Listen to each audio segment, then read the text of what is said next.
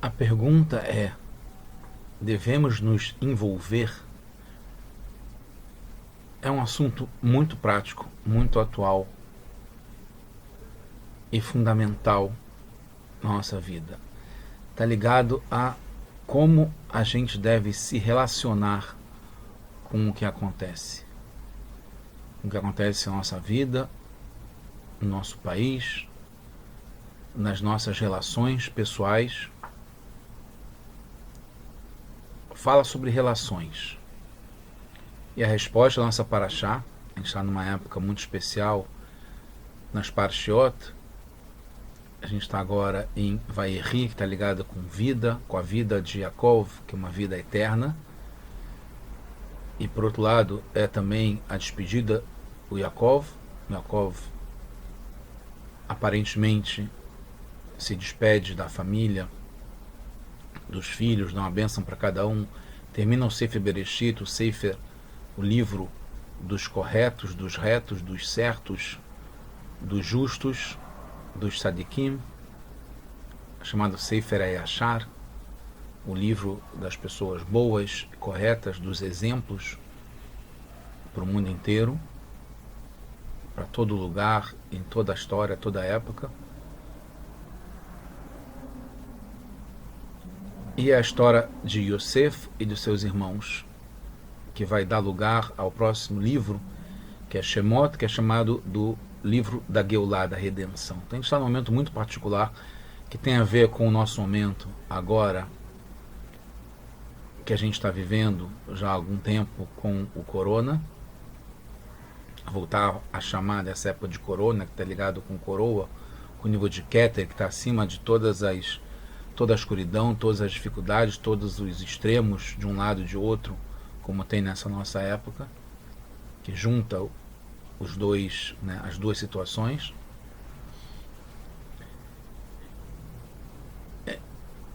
E é interessante porque essa paraxá, esse é o tema, né? Essa paraxá que fala sobre vida, Vaierri, que e viveu tem a ver com o passado também, porque viveu está ligado ao futuro, mas e viveu está ligado com a vida que aconteceu. E justamente fala sobre vida quando o Yaakov está se despedindo. Inclusive, Yaakov fala sobre Mashiach, justamente nessa paraxá, que ele quis revelar para a gente, para os filhos e para toda a humanidade, quando que seria o Ketz, quando que Mashiach vai chegar. E tem a interpretação de que ele falou de verdade, ele deu o segredo de quando é que Mashiach vai chegar. Então, essa paraxá, que é a última do livro de Bereshit, ela vai começar depois dela a Galut, quando o rei, o faraó, vai esquecer de Yosef. Enquanto Yosef está presente, não tem exílio, não tem sofrimento, não tem escuridão. Está escrito que quando ele falece, o rei esquece dele e começa a escravidão, que é na semana seguinte, para Parashat Shemot. Mas, por outro lado, é chamado do livro da redenção. É o livro que começa a escravidão, o exílio, o sofrimento, mas é chamado o livro inteiro em nome da redenção.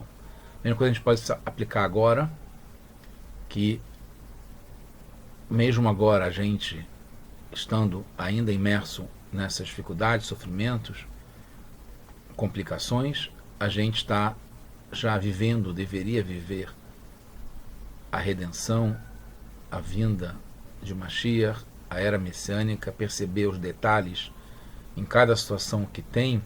A gente tem que ter essa consciência chamada consciência da Geulah, consciência da redenção. Viver de um modo, óbvio que isso é racional, difícil trazer isso para as emoções também, muita coisa acontece que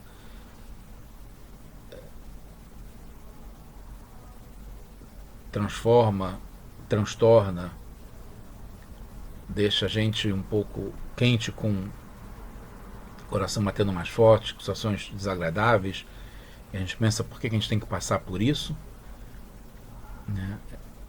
ainda mais nessa época, né, que deveria estar uma época total de união das pessoas envolvidas no mesmo ideal, né, querendo ajudar ao outro, ao próximo, e percebendo a verdade que no fundo todos queremos a mesma coisa, todos queremos o bem uns aos outros. E por outro lado se vê que ainda tem muita sujeira, muita coisa que está atrapalhando, que ainda fica impedindo a gente chegar nesse nível, nesse ponto. E um dos segredos que a gente vai ver, a gente ter essa consciência de Geulah, essa consciência da redenção, essa visão positiva em cada situação e não querer tirar as coisas do outro, sim dar, ajudar, não querer atrapalhar, não querer não ficar com mágoa, com rancor, deixar de falar com o próximo, falar coisas baixinho, querendo atrapalhar e ficar com um clima pesado, né? Está acontecendo isso agora, por incrível que pareça, no lugar que deveria ser de união, de amigos, de amizade, de reconhecimento, de agradecimento, tudo que foi feito, tudo que está sendo feito, e pensando no futuro também, não só no passado, de todas as coisas boas que foram feitas para cada um de nós, o que mais tem para frente, que é só coisas boas, e largar, né, soltar essas correntes que prendem a situações e sentimentos negativos. É fundamental da gente ter essa consciência de redenção, de Geulah, coisas boas. E um dos segredos está ligado, como a gente sabe, o Alter Rebbe fala, essa paraxá, essa época agora, e está ligado a brachá que Yaakov vai dar. Yaakov, Baruch Hashem, dá muitas bênçãos nessa paraxá. É uma despedida feliz, de um certo modo. Primeiro ele chama o filho Yosef com os seus netos Efraim e Menashe, ou Menashe e Efraim, dá uma bênção especial para o Yosef geral, né? Que a gente repete, a gente fala em Yom Kippur, é uma bênção muito bonita. Depois dá uma bênção específica para os filhos do Yosef. Depois dá uma bênção para cada um dos filhos. E no fundo ele fala que é a bênção geral, que está incluída cada bênção específica para cada filho, está ligada a todos os filhos. Ele deu uma bênção para todos. Ao mesmo tempo, e se estende até a gente também, que somos chamados de Bnei Israel, filhos de Israel, de Yaakov. Todos nós, assim como é chamado o povo de Israel, né, que é o nome de Yaakov. Nós somos filhos de Israel. Filhos de Israel, que é Yaakov, nosso patriarca Yaakov. Então, já adiantando, e depois a gente vai entrar nos detalhes, qual é que tem a ver com envolver-se, a gente tem aqui, em princípio, quatro modos de lidar com a realidade, com as pessoas, com a situação, com o lugar onde a gente está. Um deles é por cima, sem se envolver e sem notar, sem entrar no assunto de uma forma destacada, sem ter um relacionamento, né, isolado, não socializar, não entrar no assunto, que é bonito, é produtivo. Certamente alguém que não tem problemas de coração, que não tem problemas emocionais, que não se afeta com nada, porque está por cima, está ligado com Yaakov, com o Tzadik, que não entra no Egito, né? Pelo contrário, quando ele entra no Egito acaba a fome, porque ele está acima disso, não convive, né? Um Tzadik que está acima, embora ele tenha passado por todas as situações que ele passou, em Haran, mesmo em Canaan, com Esav, com o irmão, depois de novo com Esav, quando ele volta, assim por diante, com Diná, com Yosef, mas ele está no nível de Tzadik que está destacado. Depois tem o nível de Yosef, que a gente não vai falar muito agora, E depois tem os filhos de Yosef, que é Menashe, que é o primogênito, que tem esse nome Menashe porque o Yosef dá esse nome reconhecendo e valorizando ele ter conseguido viver no Egito de uma forma deslocada, né? Tá ligado com Nashane, com Menashe, de Gida Nashe, também que está separado, que está longe da casa dos pais, tá ligado com Yaakov, e mesmo assim ele conseguiu viver, estando separado, deslocado, longe, mas Hashem fez com que ele conseguisse esquecer e não ficar se lamentando por estar longe, por estar difícil, por estar escuro, e ele conseguiu, mesmo assim, viver. E está ligado, né, parte da resposta do que a gente perguntou, um não envolvimento, porque ele sente esse deslocamento, ele sente, mas ele não, ele percebe o valor de estar fora, de estar longe, estar na galut, estar no exílio, estar na diáspora, né, fora de Eretz Israel também, e está conseguindo viver. Mas ele percebe que não é a situação ideal, não é a casa dos pais, não é onde ele quer estar. E tem o Efraim, que é, como Yosef explica quando ele deu o nome para Efraim, que é o segundo filho, que ele teve frutos e se multiplicou e prosperou na terra fora de Eretz Israel, num lugar difícil, longe. Ele justamente lá ele conseguiu prosperar, ele conseguiu crescer e se superar. Então a gente vê aqui pela opção certa, que foi, como a gente vai ver, a primeira bênção do Yaakov vai para o Efraim, que não era o filho mais velho, porque o Yaakov está definindo aqui, justamente nessa despedida dele, que ele continua presente, qual é o caminho certo para a gente conseguir lidar com todas as relações. É se envolver, não pensar que está fora querendo estar lá dentro, mas se envolver, não importa onde a gente esteja, a gente vai justamente frutificar, prosperar, crescer, melhorar, estando lá. Não com a mentalidade de não é o legal, o lugar ideal.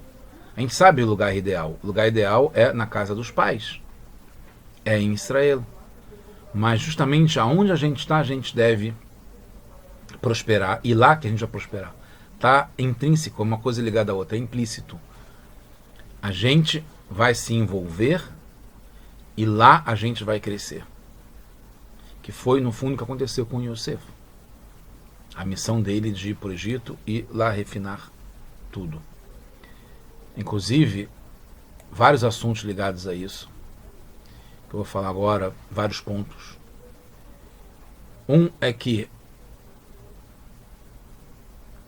vou falar de uma coisa pessoal minha, né? Não só pessoal minha, quando a gente vê um produto feito num lugar, né, a gente vê escrito Made in Italy, Made in Brazil, Made in China, como é muito comum hoje em dia. Tem um Sheliach, que ele é o Sheliach de Hong Kong.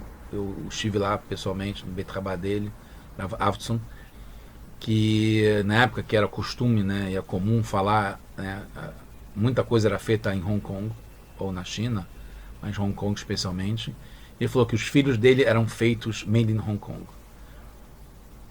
E eu vi interessante que quando a gente foi refinar, a gente foi para o Egito, foi um pacto que Hashem fez com Abraão Avino, a gente refinou das 288 faíscas que caíram de torro, muito elevadas, caíram faíscas divinas no mundo inteiro para a gente refinar, 202 das 288, Refar, né?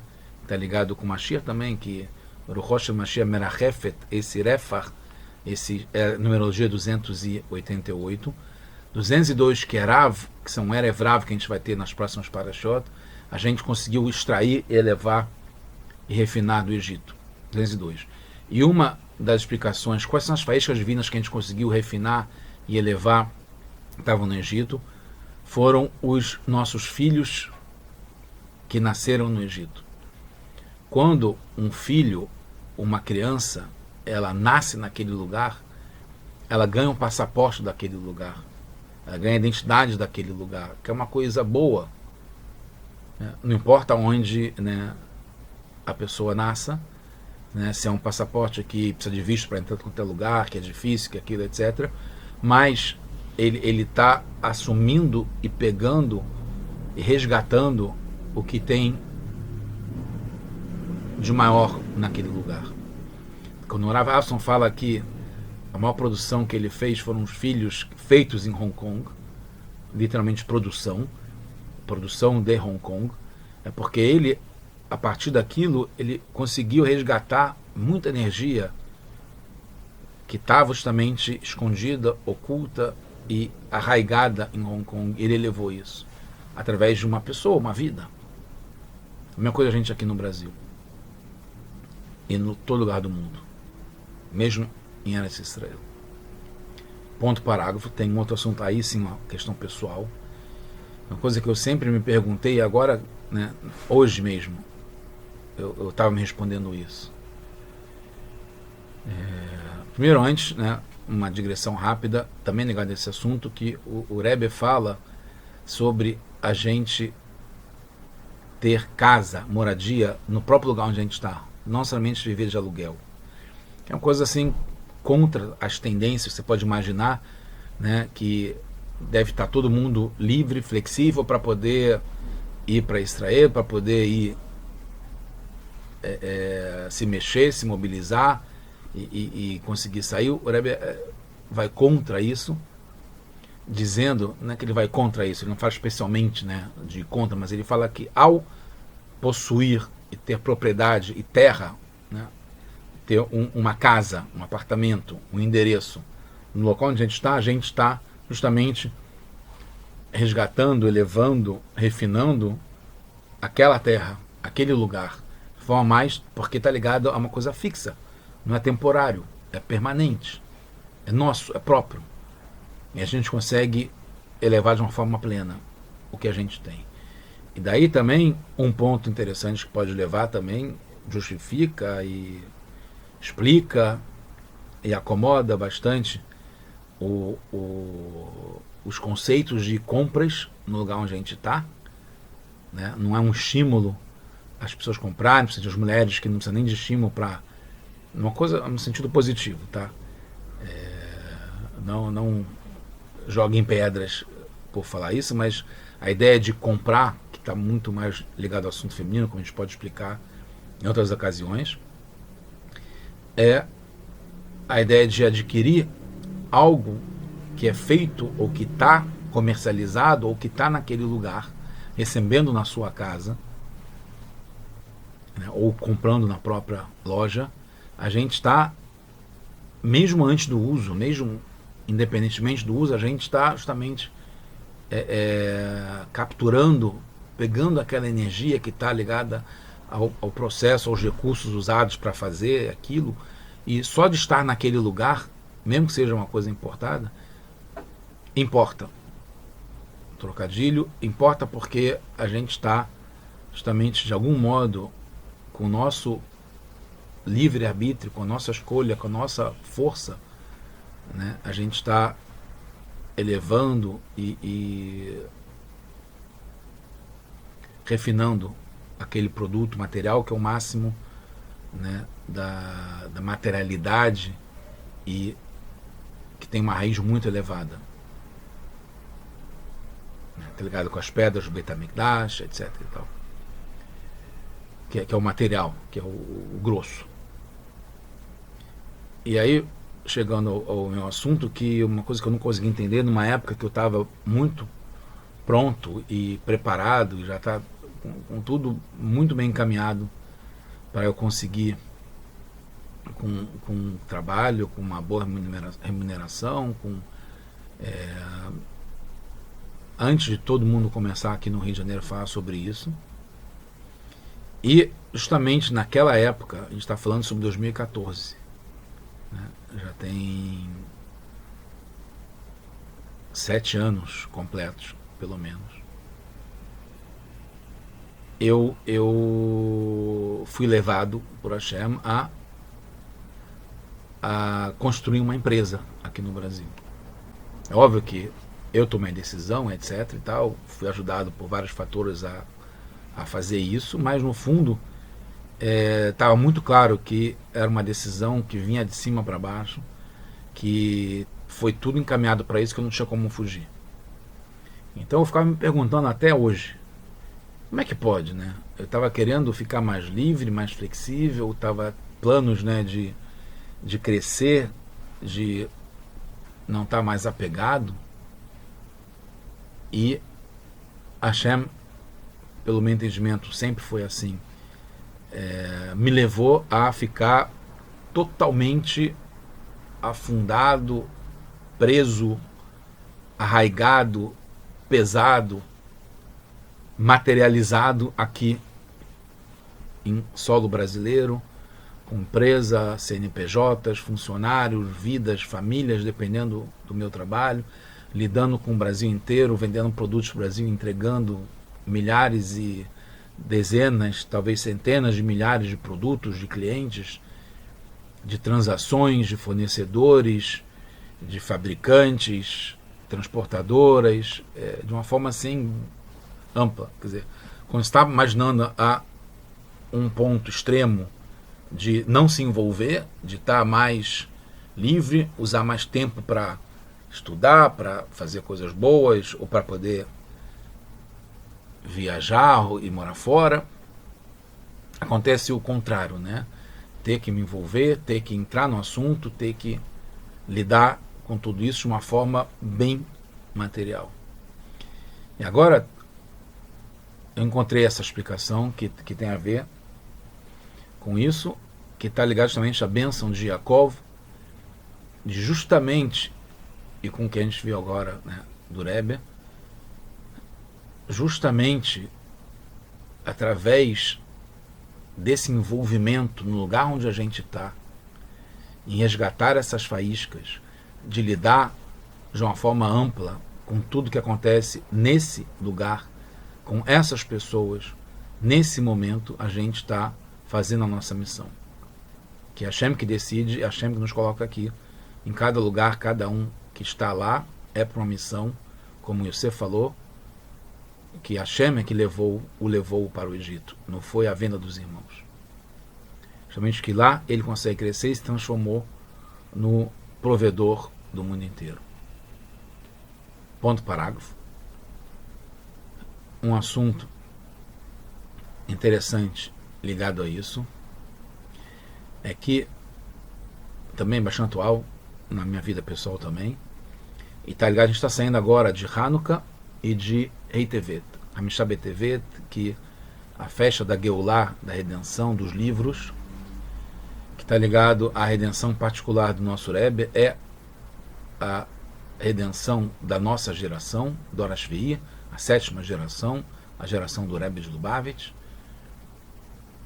em que é impressionante toda a história, né? Vários assuntos. Mas um deles é que foi um assunto que o Rebbe tranquilamente, quando ele soube que estavam sendo levados por pessoas da família, ou uma pessoa da família, levando livros, que grande coisa poderia ter isso? Poderia o Rebbe, como tzadik, ficar por cima disso. Deixa, que é um prejuízo financeiro, ou de imagem, mas ninguém estava sabendo. Pouca gente estava sabendo. Por que dar destaque a uma coisa que vamos resolver? de uma forma tranquila, ou deixa um secretário pode fazer isso, ou contata uma empresa, ou alguém vai resolver isso. Não. Um exemplo fantástico para a gente. Está pensando nisso agora também. Está pensando muito, né, nos Fabrenga que eu participei de RTV, mas agora que me surgiu esse estado ligado com isso que a gente está falando agora, ele falou, não, eu vou dar um exemplo de como se envolver. Não só ele se envolveu pessoalmente, como ele envolveu todos os Hassidim, ele revelou, eu vi depoimentos de Hassidim falando que o Rebbe transformou um assunto dele pessoal num assunto para cada um de nós. Ele se abriu, ele mostrou o quanto que ele estava angustiado com isso. Ele de uma forma que não é comum com o Rebbe, né? Dele se abrir, dele se mostrar, inclusive naquele momento ele estava muito vulnerável e ele se mostrou essa vulnerabilidade, porque ele falou, a gente percebeu, a gente pode ter imaginado outro tipo de situações, porque quem estava vivendo na época e sabia sobre isso, né? O Rebbe falou que, de um certo modo, estava sendo colocado em xeque a liderança dele, ele ser a continuidade do Chabad e do Rebbe anterior, através dos livros. Mas para resumir, que a gente acabou não entrando tanto no assunto da Parashá e da Sirá, é uma Sirá do Rebbe, inclusive, que está ligado com esse projeto do Ktei Sirot desse ano, que a gente está no capítulo, no volume 15, na segunda Sirá do volume 15, sobre Vayeri, essa Parashá que a gente está agora, em que o Rebbe não só se envolve, como ele mostra para todo mundo, e como ele envolve também o país, a lei do país, ele vai até o fundo, mas ao mesmo tempo ele se mostra firme. Aí eu queria ir para um outro assunto também ligado à minha vida pessoal, que essa aula agora está sendo muito um papo, uma conversa, né, mostrando que está tudo ligado, né, a gente tem que trazer isso para a nossa vida também. A minha ideia aqui não é desabafar ou falar sobre o que acontece comigo, mas sim dar exemplo de que a gente tem que integrar a nossa vida com a Parashá, com a Torá, com o nosso judaísmo, com as coisas que acontecem com a gente, não é só com aquele, né, não é uma coisa assim separada uma coisa da outra, né, que tudo está ligado. Então, uma das coisas, né, que a gente aprende, né, do Rebbe é que a gente se envolve. Não é ficar destacado e falar, não, isso não é comigo, porque a gente foi envolvido, então a gente tem que ter uma participação. Por outro lado, esse envolvimento, essa participação não é afundado, pesado, de uma forma negativa. É a gente com a cabeça erguida, sem a gente se submeter, porque aí tem, né, o princípio do Lehatchila Riber, que é não só desde o começo estar por cima, como realmente estar por cima, né? Não é a gente se curvar aos eventos, a gente se dobrar para os acontecimentos, a gente ceder em tudo. Não que não seja bom e importante ceder, porque muitas vezes o ceder é o não se importar. Eu já falei isso várias vezes durante esse ano. Por isso que o envolver-se também está ligado com o importar-se. E é uma lição que o Yaakov transmite para o Yosef, para os filhos e para a gente, todas as gerações. E o Rebbe, como primeira pessoa ligada a isso, que a gente deve sim se importar. Por isso que o verbo é se importar, se envolver. É a gente, da nossa parte, de uma forma interna nossa, nós mesmos, a gente tem que se envolver num assunto, mas de uma forma por cima, sem se curvar, sem ceder. Porque quando a pessoa cede, às vezes não estou nem aí, é indiferente para mim, e eu quero escapar logo disso. Eu faço muitas vezes em relação ao trabalho, tem muitas coisas que não dá, é muita coisa acontecendo que não quero lidar com isso agora, estou sem paciência, estou sem força para isso, e acaba que depois começa a crescer só num negócio maior ainda. Então, a ideia, que a gente vê isso claramente, eu vou mostrar para vocês também, de uma forma mais dentro da Parashá, é sim se envolver, sim nos importar.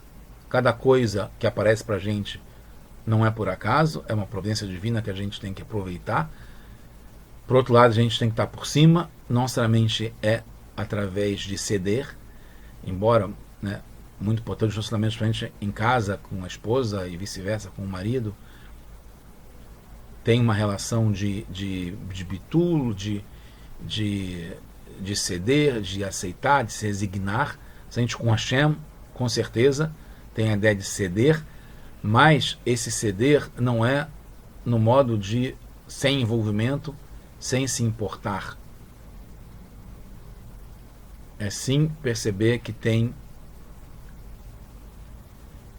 uma união e que está tudo ligado e que a gente, ao ser a nossa personalidade, o nosso modo de contribuir, a gente está justamente acrescentando, melhorando, aumentando e não simplesmente se anulando. Isso é um conceito que é muito importante, principalmente para os jovens, que é uma tragédia que acontece no mundo já há algum tempo, que a pessoa entende que essa autoanulação, principalmente os Hassidim, que são educados e aprendem desde cedo de ter o bitul, mas o bitul jamais é forçando abaixo autoestima ou abaixo estima.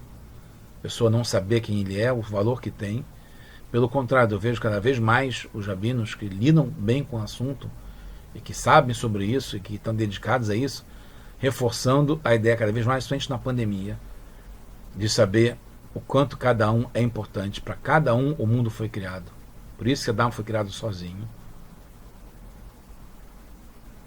E Yaakov, agora que a última paraxá está ligado com Adão, que é Bereshit, né? A gente está terminando por ser Bereshit e volta ao começo, é ligado com Adão. O Yaakov é a beleza, né, superlativa em relação ao próprio Adam Arishon, e ele foi criado sozinho porque para mostrar que o mundo inteiro é criado para cada pessoa.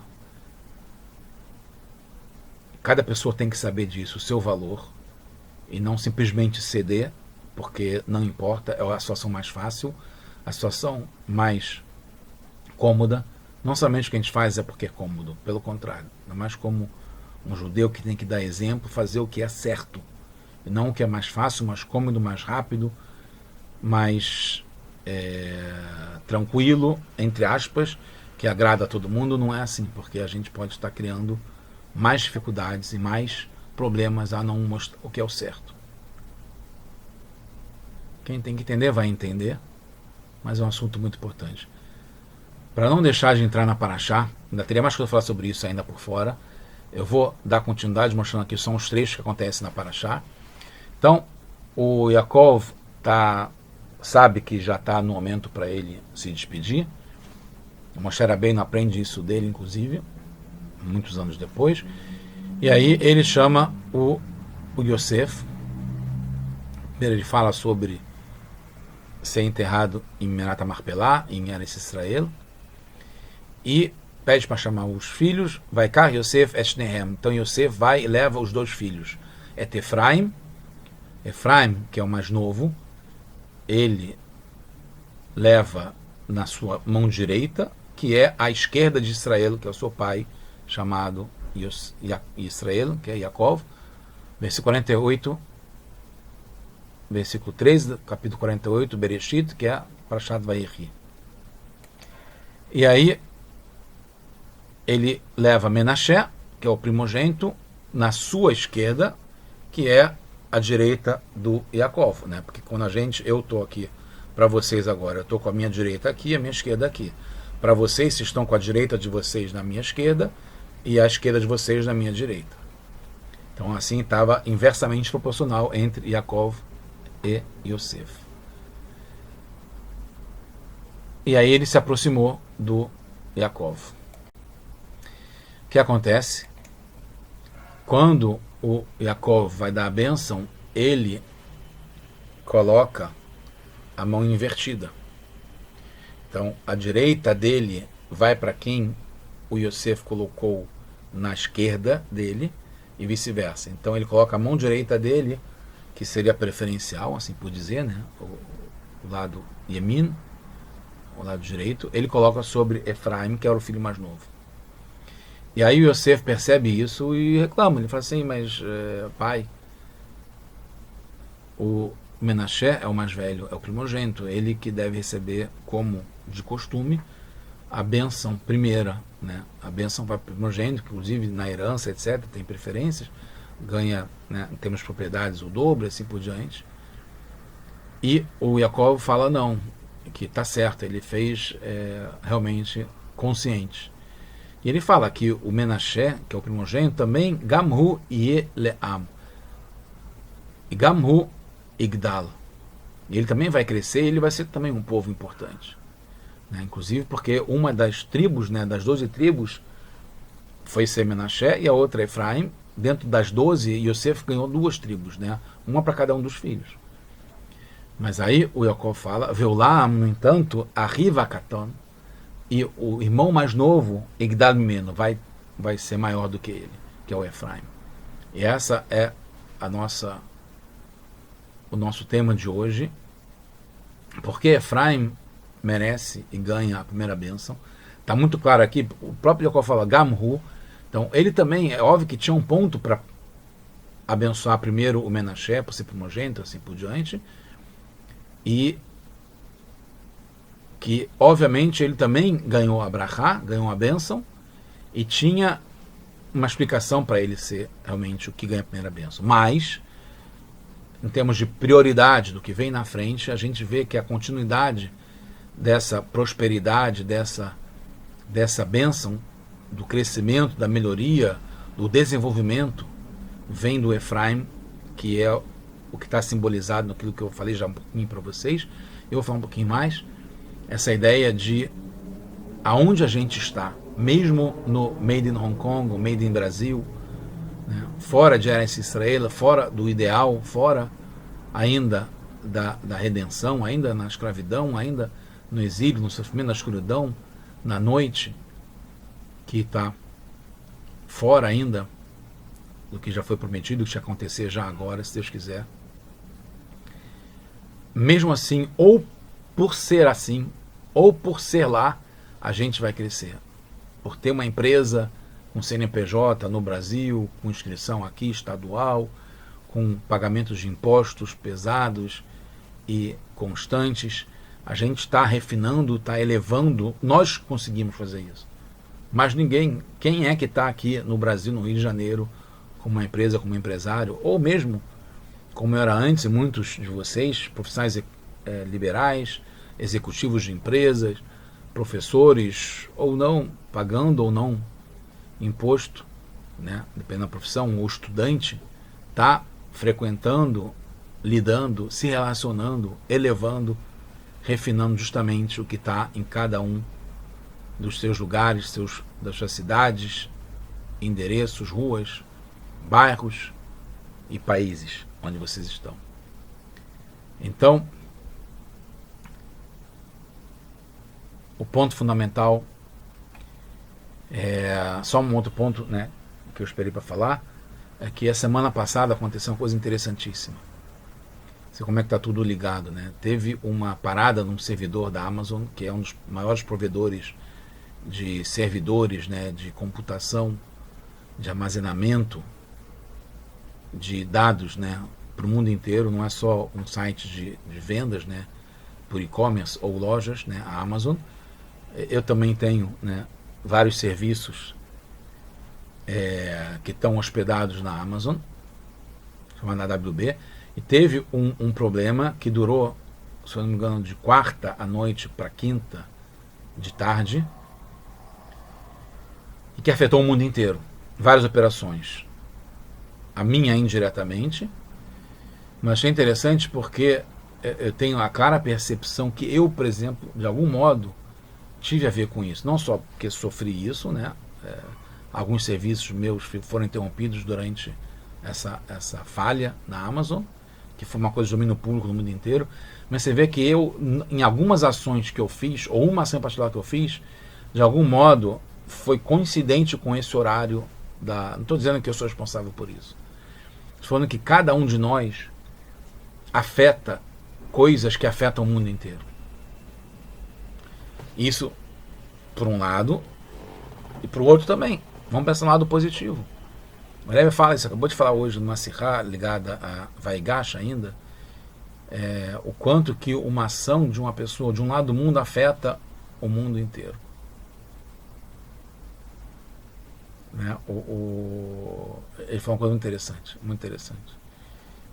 De uma entrevista que teve na rádio, inclusive com um Hassid, que respondeu, né, alguém que estava querendo provocar, né, como é que pode alguém comer, ninguém mais sabe, comer alguma coisa que não deve, que não é própria, que não é permitida, e ser punida ou ter que receber chibatadas, chicotadas, ou não importa, algum tipo de castigo por isso. E o Rebbe fala, transforma, né? Porque tem uma explicação legal quando que isso pode acontecer, que isso é raro, que não acontece e tal. Tem uma explicação que justifica isso, que foi dada para esse Hassid. Mas fala o seguinte, vamos ver pelo outro lado. Isso é uma coisa impressionante para você ver como é que é o nosso mundo. Você vê que esse assunto isolado que essa pessoa fez, que só interfere a ela mesma. Se ela come alguma coisa que não presta, ou que não serve, ou que não é própria, ou que não é permitida, ou que não é kasher, no princípio, ela que vai sofrer com isso, porque ninguém mais vai saber sobre isso, ninguém mais vai estar afetada por isso. E a pergunta é, né, desse jornalista, é por que ela vai ser punida? Uma coisa que ela fez, ela escolheu fazer com seu livre-arbítrio, que ela entende que seja própria. Por que ela vai ser castigada por isso? Por que Deus cisma com isso? E a Rebbe inverte, mostra o seguinte, olha, pelo contrário, se ela soubesse que com esse pequeno ato imperceptível, que é dele, ou dela, dessa pessoa, que ninguém mais está sabendo, que em princípio é só com o corpo dela, se ela deixasse de fazer isso, ela trazia redenção para o mundo inteiro, como o Rambam diz. Um ato pequeno de uma pessoa única, não importa a idade, de qualquer lugar do mundo, pode trazer redenção para o mundo inteiro. Então a pessoa percebe o quanto que importa, o quanto que ela tem que se envolver em cada coisa que ela faz, dependendo da sua ação. E lembrando o que eu estava falando antes, não necessariamente é ceder. É muito fácil às vezes ceder. Manter a posição, sabendo que é o certo, e tem que estudar, tem que trabalhar sobre isso, né? Não é fácil achar que é certo, porque o mundo inteiro pode parecer que está conspirando contra, todo mundo pressionando, né? Fazendo cara feia, não cede e deixa, e não se importe com isso. Não, pelo contrário. Se eu sei que é o certo, e tem base para isso, não sou legal no judaísmo, como de experiência, do cargo, da função, de tudo que está acontecendo e da onde que surgiu essa, como o próprio Rebbe percebeu, comparando assim, quem sou para falar isso, mas que o ataque que foi feito não era uma coisa só ligada a livros ou pessoal. O Rebbe é uma coisa que envolvia o mundo inteiro e que ele tinha que manter a posição dele firme. E era muito mais fácil, obviamente, ter algum tipo de solução. Até mesmo de conversar diretamente com a pessoa, ou pagar, ou resolver de outros modos. Ele falou, não, vamos até o fundo e por cima. Então, que a gente possa aprender do Yaakov, que ele justamente ele dá a bênção para o Efraim, que era o filho mais novo, não só porque era o filho, como tem várias explicações sobre isso, com quem ele estava a Torá, que ia dar continuidade à parte da Torá. O Menashe era mais envolvido às ações, ao trabalho do próprio, né, era o descendente do Yosef em relação ao trabalho, é quem ajudou o Yosef o tempo todo no Egito, recebendo os irmãos, etc. Quem fazia a interpretação, a tradução do Yosef, quem colocou o cálice na mochila do Binyamin e o dinheiro na do Levi e de todos os outros, mas principalmente porque está ligado ao nome do Efraim e o modo do Efraim, é o que ele representa como Efraim, não como pessoa, mas como o conceito, o ideal de não só se sentir como a gente está longe da Terra Santa,